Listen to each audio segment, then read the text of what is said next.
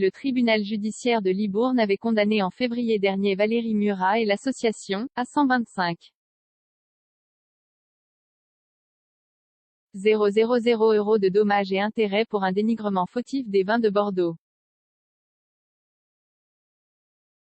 Grâce à un financement participatif, une étude avait montré des résidus de pesticides dans des vins certifiés haute valeur environnementale, HVE, un label dénoncé comme trompeur par l'association. Pour pouvoir interjeter appel, Valérie Murat doit s'acquitter de l'amende d'un montant de 125 000 €. C'est une douche froide pour tous les militants anti-pesticides du Bordelais. La justice a retiré mercredi le droit à la porte-parole de l'association Alerte aux toxiques de faire appel de sa condamnation pour avoir dénigré des vins de Bordeaux, faute d'avoir payé son amende. Un nouveau verdict en faveur du lobby de la viticulture, a-t-elle dénoncé. C'était déjà une condamnation démesurée et orientée, c'est en plus aujourd'hui le droit d'appel le plus exorbitant jamais vu, a déclaré devant la presse la porte-parole de la petite association girondine Alerte aux toxiques, Valérie Murat.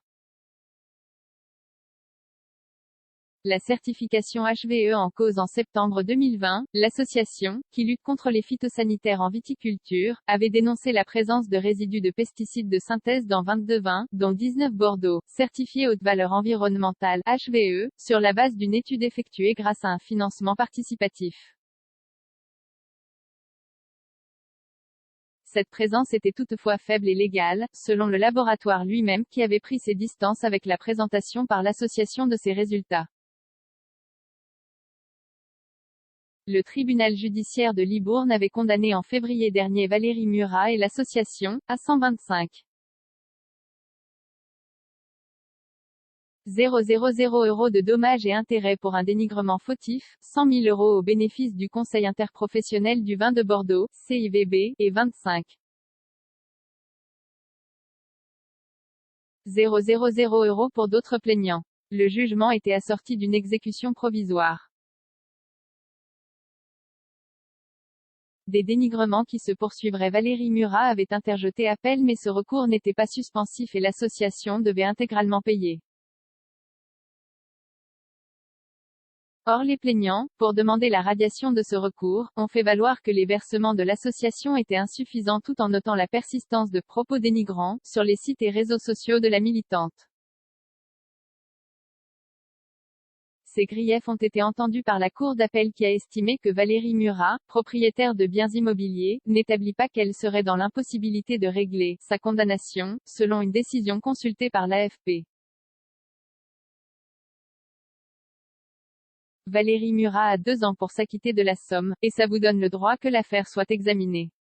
C'est l'appel le plus cher de l'histoire de la justice civile, a ironisé son avocat Éric Morin. Le CIVB cherche à m'asphyxier et à faire de moi un martyr, ils n'y parviendront pas, a réagi Valérie Murat.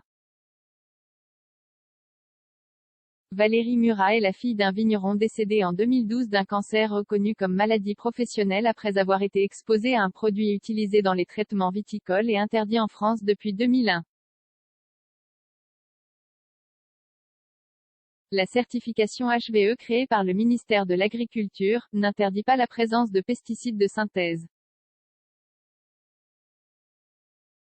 7 commentaires 34 partages partagés sur Messenger, partagés sur Facebook, partagés sur Twitter, partagés sur Flipboard, partagés sur Pinterest, partagés sur LinkedIn, envoyés par mail, sauvegarder une faute, imprimé.